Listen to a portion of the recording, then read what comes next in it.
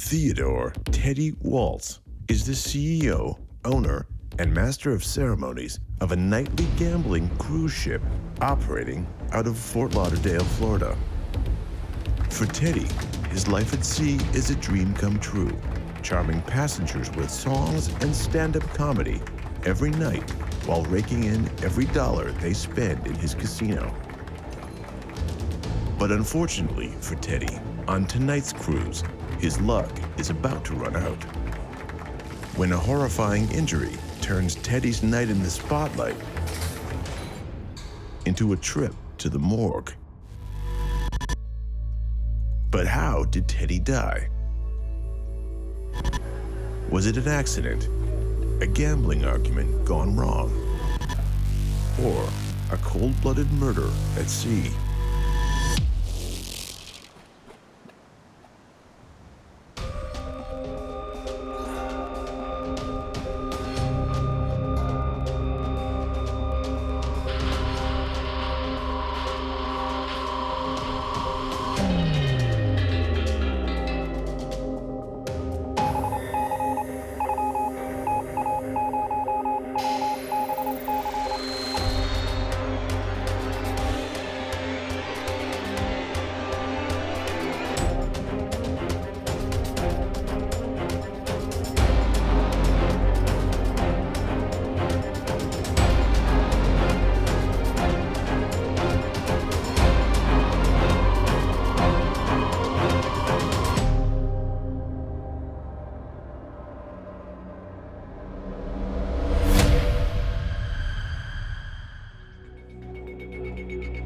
June 15th, 2012. Passengers are excited for a night of gambling and entertainment on board a 5-hour pleasure cruise. At over 308 feet long, with space for over 500 people, the nightly cruise is a chance for them to get out on the water and enjoy themselves. The ship is owned and operated by Theodore Teddy Waltz, who also performs as the main stage entertainment every single night. While Teddy warms up backstage, it's Teddy's wife and business partner, Veronica Waltz, who keeps things running smoothly. Teddy and his wife actually owned their own cruise ship. Veronica was the brains, and Teddy was the entertainment. Teddy's a consummate entertainer. He's the lifeblood of the ship. He's why everybody comes. So they love his humor, they love his entertainment. He's really what gives it that spark. The Waltz business model is officially labeled as a pleasure cruise, offering nightly 5-hour trips out to the Atlantic Ocean. Ostensibly, the cruises are actually trips to nowhere. This is so they can transport passengers into international waters where they're allowed to gamble under different rules. To entertain the guests as the ship travels to international waters, Teddy Waltz puts on an hour-long show worthy of the Vegas Strip. For Teddy, sailing the seas with the love of his life and taking the stage every night is a dream come true. Teddy would go around to each table, cracking jokes and making people laugh. This was part of his character. He just really loved to see people having fun. I went on a bunch of these cruises. It was actually a lot of fun because you'd see him all the time, whether it's hanging out with him or you go check him out in his, live shows and stuff like that. Teddy is an entertainer. Boat's his. This is his business. It's something he's done all his life. He's a showman. Even though Teddy seems to be all fun and games, that's not quite true. He's a really hard worker. He started at the lowest level of the cruise industry and worked his way up to owning his own boat. Eventually, Teddy's gifts would give him the chance in the spotlight he desperately craved.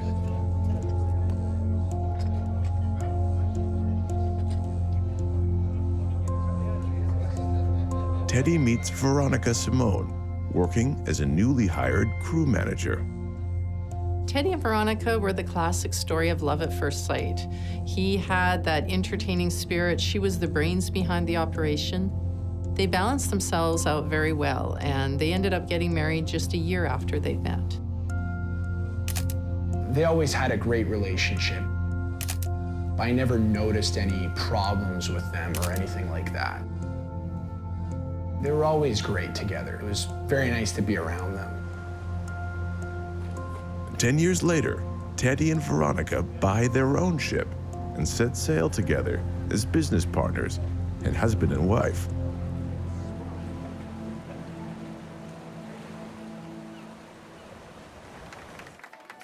After Teddy's show finishes and the boat has entered international waters, he lets the crew and passengers know it's time to stop the ship and start gambling.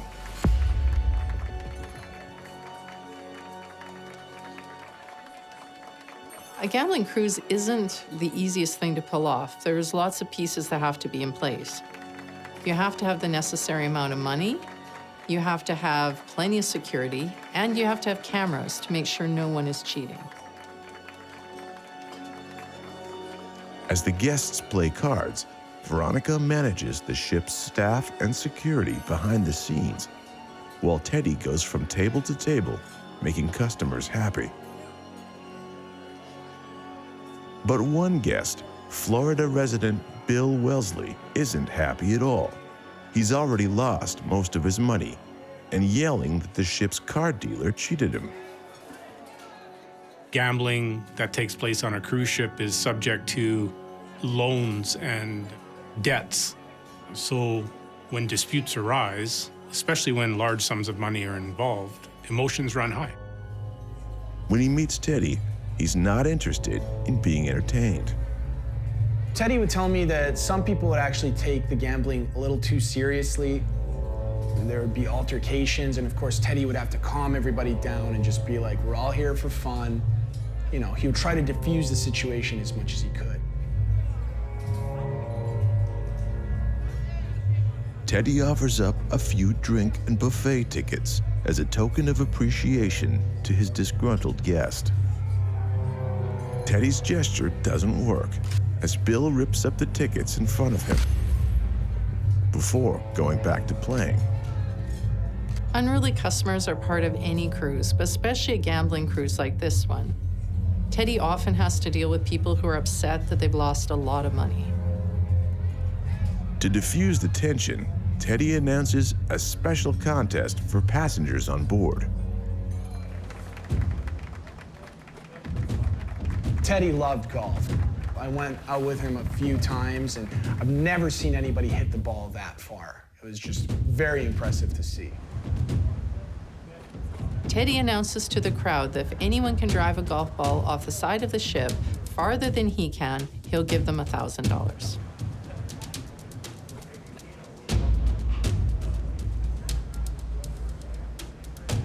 Teddy hits first to set the bar at an impressive estimated 240 yards. Bill is desperate to try to win his money back. He's lost a lot of money in the casino. So he steps up and he decides that he's going to be the first one to take that shot. This is the type of guy Teddy is. He doesn't let grudges get in the way of his doing business. He doesn't hold on to personal vendettas. He's more than willing to let Bill take the shot. But Bill's swing cuts under the ball and sends it almost straight up and over the railing, drawing laughter from the crowd. Bill's anger forces Veronica to step in, sending security to take Bill away.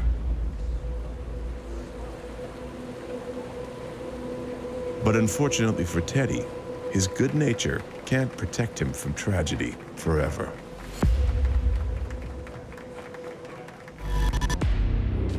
Later that night, he's found lying in a pool of his own blood.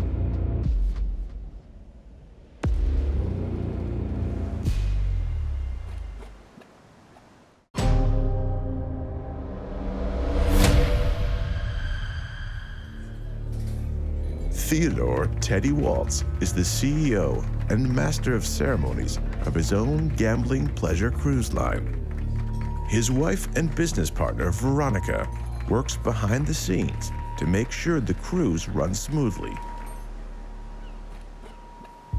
But not everyone is interested in Teddy's charms, including Bill Wellesley, who's angry after big gambling losses. But despite Teddy's best attempts to smooth things over, Teddy's own luck runs out when he's found lying in a pool of his own blood in the bathroom. But how did this happen? Veronica is supervising the gambling hall when a passenger rushes in to yell that Teddy's been hurt. A man finds Teddy lying on the bathroom floor, bleeding from his head, and immediately goes to alert Veronica.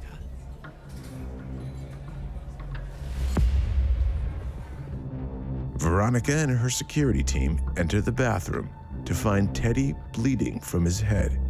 He's unconscious, but still alive. Veronica's medical staff rush to Teddy's injuries. Meanwhile, Veronica tells her staff to call the Coast Guard.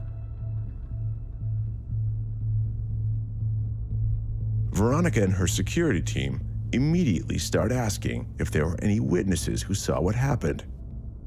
When a body is discovered in this fashion on a cruise ship that's essentially a pretty stable environment, given the amount of blood loss, the severity of the injury, it would indicate to me this wasn't a simple slip and fall. Unfortunately for Veronica, nobody's coming forward with information. For Veronica, the severity of Teddy's injury leads her to focus on the one person she thinks might have a reason to attack him. And the same person who had threatened him with a golf club earlier that evening. Veronica finds Bill Wellesley sitting at the bar and demands to know if he had anything to do with Teddy's injuries. Since Bill was really the only person on the boat who seemed to have a problem with Teddy, he's Veronica's #1 suspect. She confronts him right away, but he's so inebriated, he doesn't even know what's going on. He has no clue what she's talking about. But when Veronica explains that Teddy was found bleeding from a head wound, Bill's true colors show through. When Bill hears what happened to Teddy, he says that even though he didn't kill Teddy, he wished he had, especially after all that money he lost.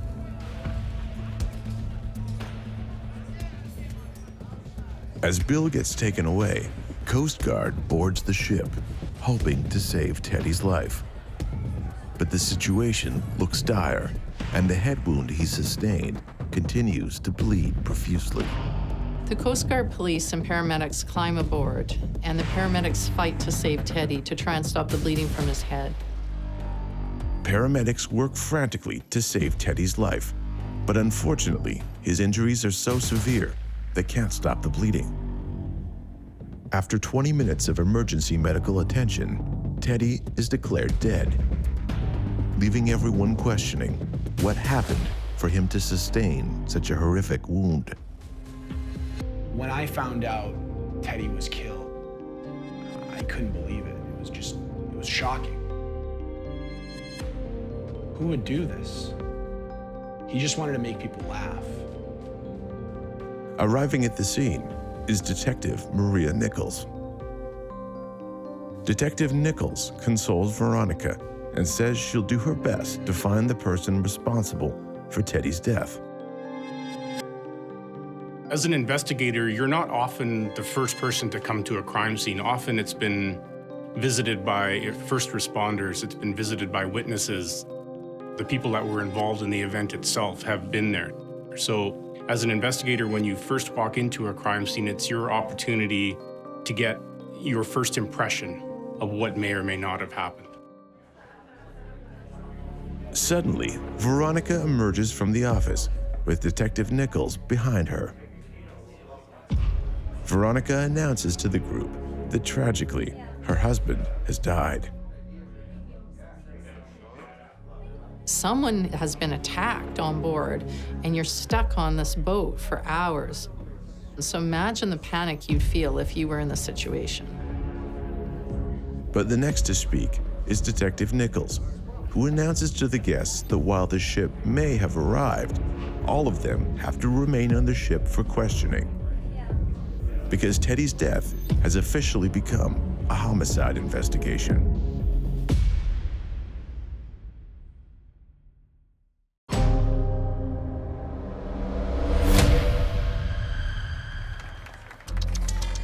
Theodore Teddy Waltz is the CEO and master of ceremonies of his own gambling pleasure cruise line and lives to entertain. His wife and business partner, Veronica, is the brains of the operation, making sure every cruise runs smoothly. But when Teddy's found bleeding from a severe head injury on the bathroom floor, Veronica confronts the man she thinks could be responsible.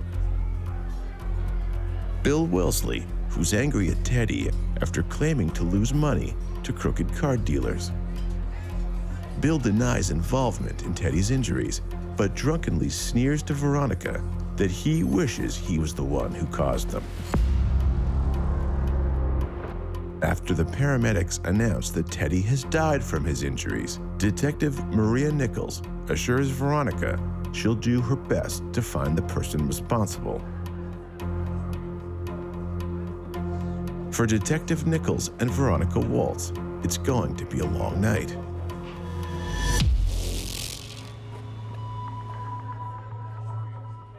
As passengers line up for questioning by the police, Veronica confides her suspicions to Detective Nichols. Veronica's still pretty positive that Bill is responsible for what happened to her husband. So she's pretty eager to reveal this to the detectives. However, they caution her that since it's early in the investigation, absolutely everyone is a suspect. While the Fort Lauderdale PD handle preliminary questioning of the crowd to try to find potential suspects, Detective Nichols wants to examine the crime scene to see if she can find any more clues.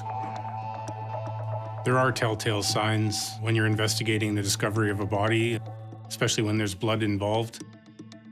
Blood that has been present for some time tends to be much darker in color, almost verging on black, tends to have coagulated or gelled to the point where it doesn't flow anymore. It becomes very sticky.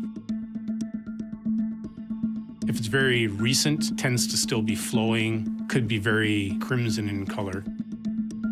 So there's an obvious difference between old blood and new blood.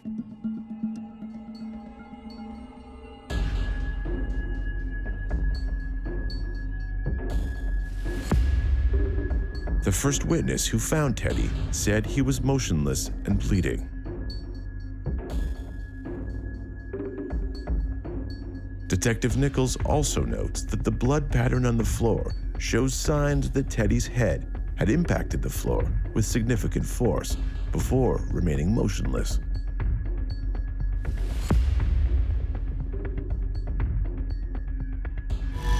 Was it an attack? Perhaps an argument? Or a simple slip and fall?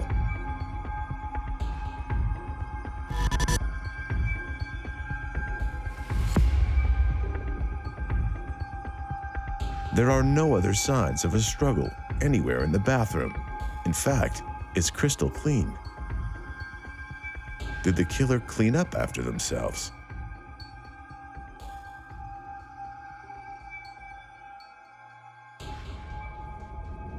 Teddy was very professional. He didn't drink at all when he was working. So whenever he was entertaining, whenever they had a cruise, he only drank coffee or soda. Veronica lets the detective know this. There was absolutely no drugs or alcohol involved. For Detective Nichols, Teddy's death still poses a mystery, which means she'll have to dig further for more evidence. But when she asks Veronica about the ship's security camera system, she runs into the first sign of suspicious activity. Ironically, the one camera that would have shown what happened to Teddy is the only one on the ship that's broken. Even though this seems suspicious, Veronica told the detective that Teddy knew all about this, but he hadn't gotten it fixed. He didn't want to spend the money. Veronica, who was the head of security on Teddy's cruise ship, was aware that the camera wasn't working and had asked him to fix it, but he didn't want to spend the money on repairing that camera. It's around this time the detectives turned their attention to Veronica. Could she be the one responsible?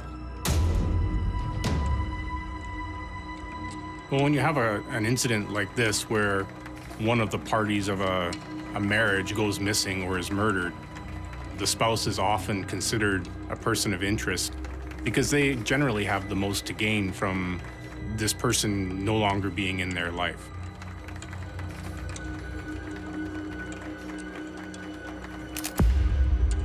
Teddy and Veronica actually had a past. They have a history beyond just working together. And that makes Veronica one of the main suspects in this case. Veronica is adamant that Bill Wellesley is involved, reminding Detective Nichols that multiple witnesses saw him threaten Teddy earlier that evening. Meanwhile, Detective Nichols goes to question the passenger who last had a confrontation with Teddy. Bill maintains his innocence, saying he had nothing to do with Teddy's death. Bill's got the perfect alibi. Ship security was following him all night after the altercations with Teddy. So how could he have possibly done it? He always had someone watching him. He didn't leave the bar all night. But then Detective Nichols tells Bill something he doesn't know, something she's bluffing him on. He was seen on the ship's security cameras leaving the bar and heading to the bathroom 10 minutes before Teddy was found inside. Bill admitted he had gone into the same bathroom, but he didn't see Teddy, and the security still tailed him even in the bathroom. An investigator's role is to try to get the most accurate picture of what happened by any means necessary. So you would prefer not to have a person be intoxicated at the time they give you the statement. It's likely that the judge would determine that the amount of weight given to that person's testimony would be reflected in how intoxicated they may have been. The court may not assign it a lot of credibility. But then Detective Nichols notices marks on Bill's face. Could they be defensive wounds from Teddy trying to fight back?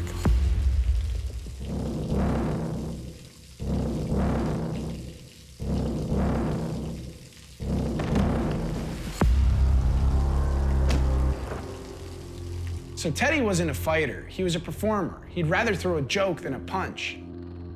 It may seem suspicious that Bill has some bruising on his face, but he's got a great excuse for that too.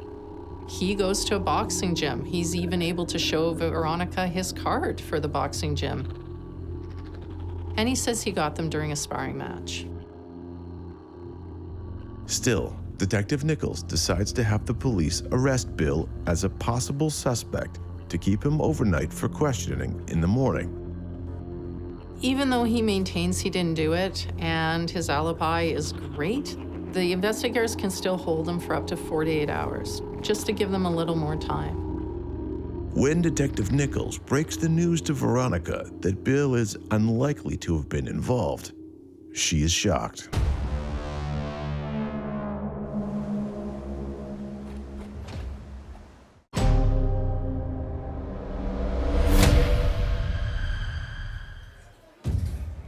Cruise ship CEO Theodore Teddy Waltz is found seriously injured in the bathroom of his cruise ship, only to die as a result of his injuries a few hours later. Teddy's wife, Veronica, believes passenger Bill Wellesley is responsible. But after an extensive interview, Detective Maria Nichols isn't convinced. The next person she wants to interview is the person closest to Teddy's heart: his wife and business partner, Veronica.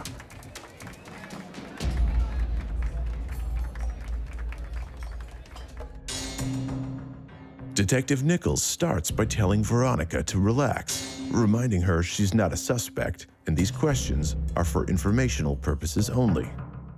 Investigative interviews can be very intimidating for somebody on the other side of the table. Frequently, they act out emotionally, they act out differently than they would normally behave because of the amount of stress they're under.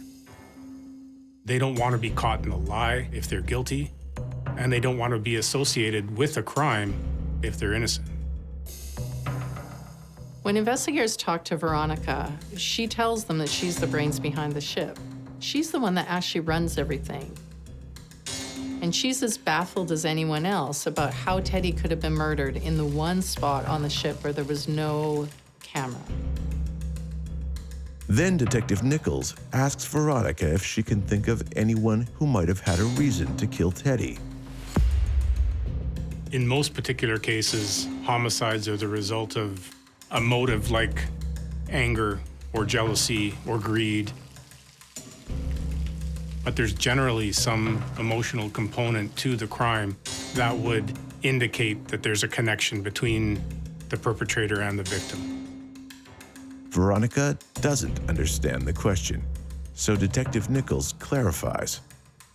If Teddy dies, who gets control of the ship?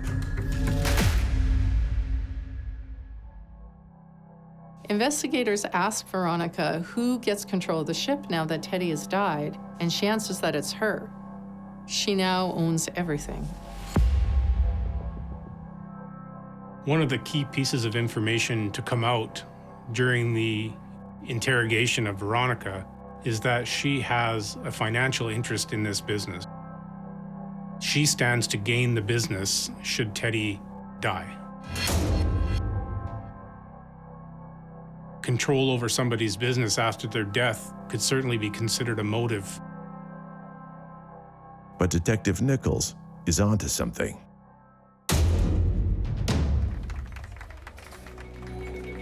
To the investigators' surprise, their perfect relationship wasn't all it seemed to be.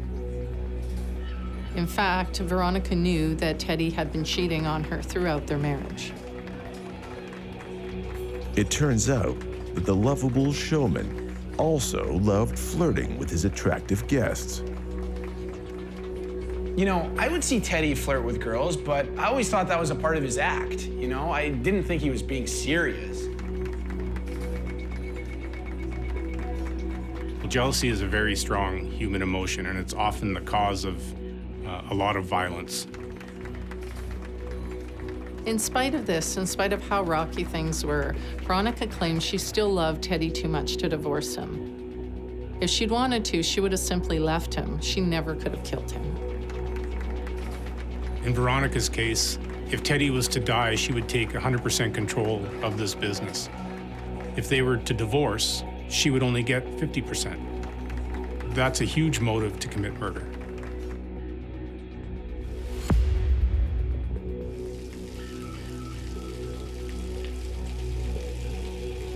Detective Nichols asks one more time if Veronica can think of anyone on board who might want to kill Teddy.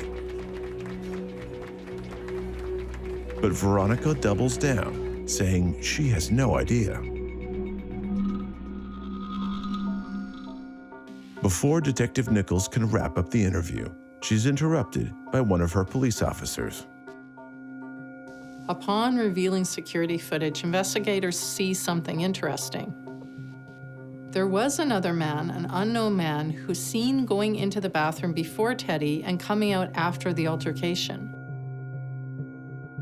Carl Robbins is an Orlando-based dentist who bought a solo ticket to tonight's cruise.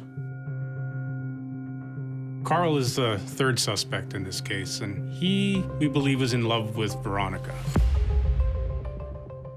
On top of that, he was the last person seen going into the bathroom where Teddy was known to be.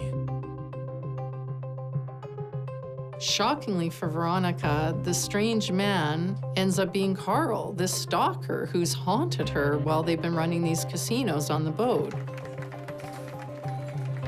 He was actually banned from the boat, so she's wondering how on earth did he even get on the ship? Well, when we can talk to the the people who are purportedly the last to see somebody before they've gone missing. That gives us a point in time to work on in the investigation. Where were they before that? Where did they go after that? So these people are very important to the investigation. Veronica tells Detective Nichols that she has no idea how Carl made it past security. That police reveal Carl bought his ticket under a fake name and stolen credit card. Is it possible that Carl killed Teddy to get to Veronica? Or could there be more to Veronica and Carl's relationship than she's letting on? And what about Bill Wellesley, the drunken passenger who threatened Teddy with a golf club? Detective Nichols has some thinking to do and decides to bring both Veronica and Carl back to the police station to get more information and finally figure out, once and for all, who killed Teddy Waltz.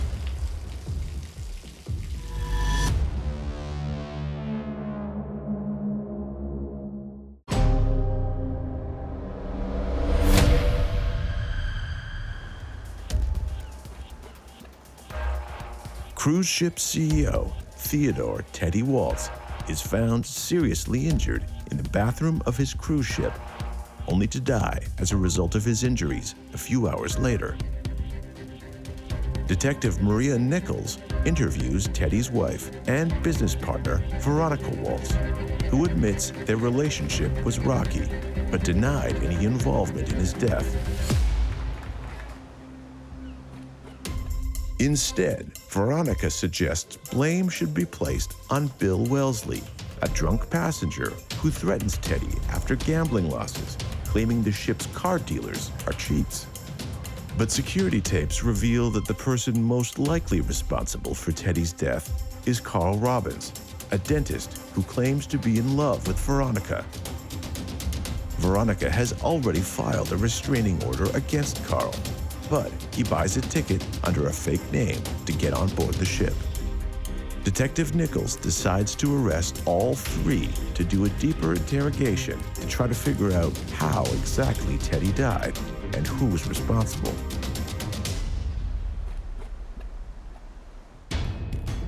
Investigator narrows it down to 3 people: Veronica, Bill, and Carl.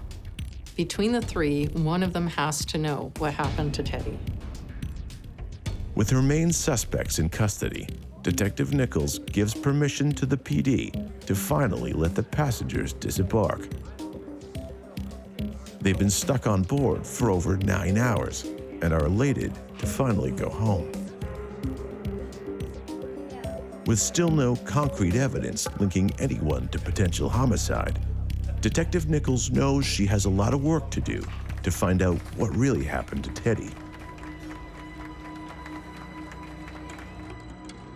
Detective Nichols decides to go over the details one more time to see if there's anything she missed. Veronica's motive, if she killed her husband, is 100% stake in the cruise business. Money and the fact that the only camera near where the murder took place was disabled point to her as the culprit. And then there's Bill, the drunken passenger who wished Teddy dead. But being followed by security means eyes were on him at all times. It would be impossible for him to do it.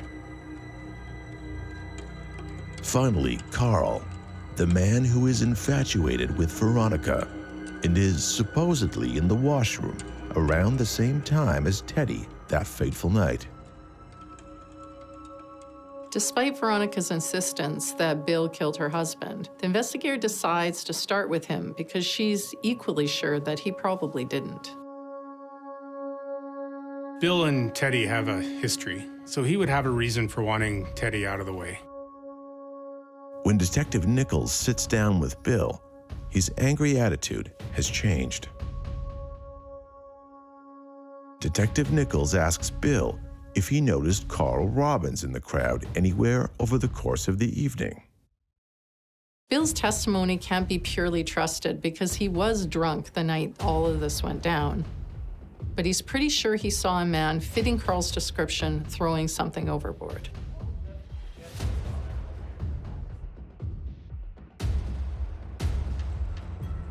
So Bill, he did in fact see something. And he reported to investigators that he saw Carl going over by the rail and throw something overboard. Bill doesn't know what it was that Carl threw overboard, but it definitely is suspicious behavior. Carl's motive is that he loves Veronica and he wants Teddy out of the way so that he can be with Veronica. If he's not really interested in Veronica, but Veronica has the ability to take over Teddy's ship, eventually Carl could take over the ship himself if Veronica ends up with it. Finally, convinced that Bill is not responsible for Teddy's death, Detective Nichols releases him from custody.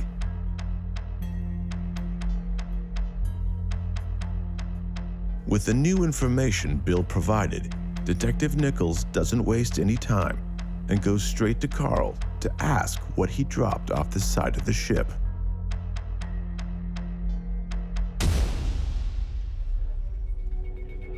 Carl confesses he threw a letter into the water while aboard the boat. It wasn't a love letter to Veronica. Carl admits that it was a letter to Teddy instead, revealing the fact that he'd been having an affair with Teddy's wife for over 2 years. Carl tells Detective Nichols that he came to the ship to give the letter to Teddy. He did feel betrayed and used by Veronica, and he wanted to get revenge on both of them by telling Teddy the truth once and for all. He claims that the reason why Veronica put a restraining order on him is so that Teddy wouldn't find out and file for divorce. He wanted to see the look on Teddy's face, but unfortunately it didn't work out that way. Carl tells Detective Nichols he accidentally ran into Teddy in the bathroom. Carl, since he's this stalker that's been apparently banned from the boat, thinks Teddy will recognize him right away. Imagine his disappointment when Teddy has no idea who he is, and even has the audacity to make a joke about being married and how Carl's so lucky not to be a married man. It's then that Carl realizes that confronting Teddy just isn't worth it.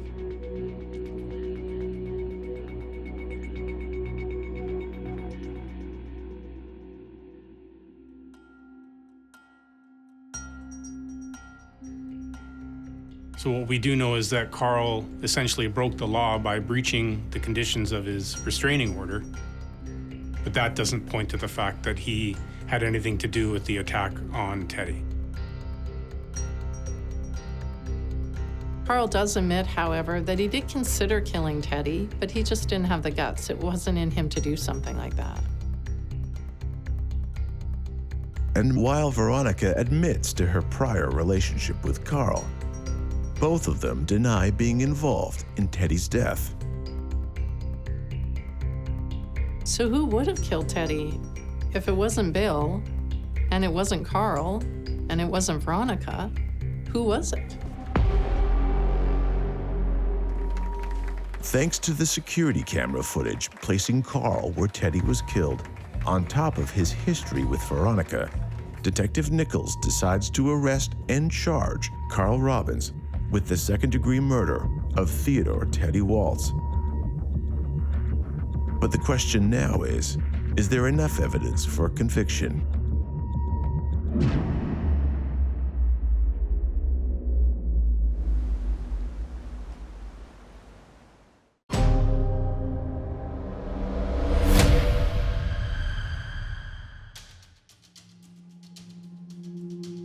Carl Robbins is awaiting trial for the murder of Theodore Teddy Waltz after Detective Maria Nichols discovers he had a romantic relationship with Teddy's wife, Veronica.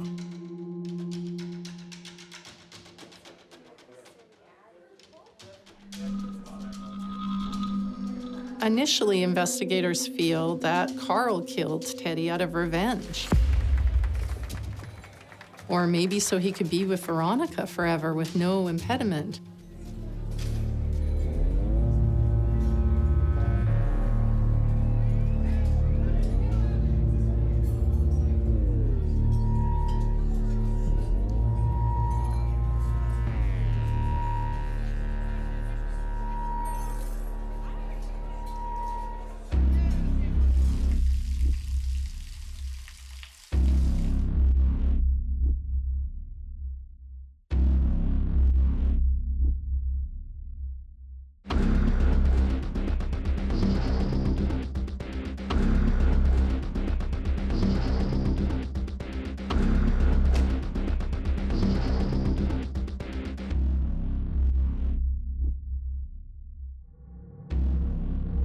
Unfortunately for Detective Nichols, Carl's defense lawyers find their own justification for Teddy's fatal fall.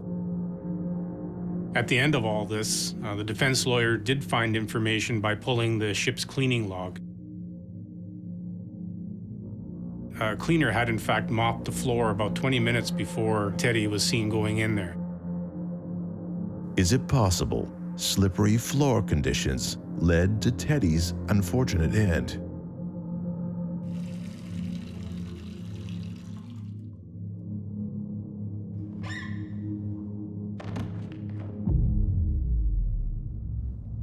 It looks like Teddy actually slipped and just died of an accident. At the end of the day, when you lack physical evidence and all you're left with are coincidences, it's not necessarily enough to be able to level an accusation at somebody. So we're left with just an accident, as improbable as it may be. The judge finds Carl Robbins not guilty for the death of Theodore Teddy Waltz, instead ruling it accidental. Nobody has ever been charged in Teddy's death. It seems strange to think that Teddy died of an accident, but until we get some other proof, that's how the story ends. It remains a mystery to this day. I still can't believe he's gone, you know? Teddy had so much to give. He was a funny, warm person. I miss him. For a man who brought joy to so many to have died so mysteriously will always have people guessing what really happened to Teddy Waltz. To this day, Veronica believes that her husband was murdered.